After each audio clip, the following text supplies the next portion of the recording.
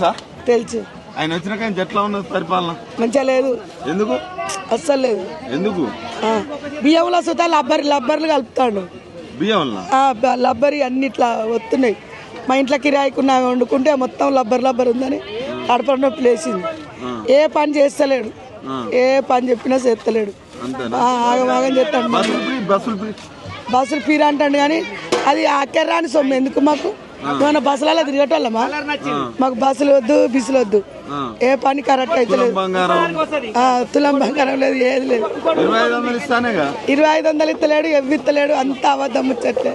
అయితే నువ్వు ఏమి ఇస్తలేడు అంటున్నావు కదా, అయితే ఆయన ఇవన్నీ ఇద్దామని ఎక్కడన్నా అప్పు దాన్ని పోయిండు అనుకో, ఆయన దొంగను చూసినట్టు చూస్తారట. అప్పని ఇస్తలేడు, ఏది ఇస్తలేడు. అంత ఆగమం చేస్తాడు. ఏది సరిగా లేదు. గాసులు ఇస్తారన్నాడు, ఇవి ఇస్తానన్నాడు. వస్తలేవు. అంత అబద్ధం. అవునా?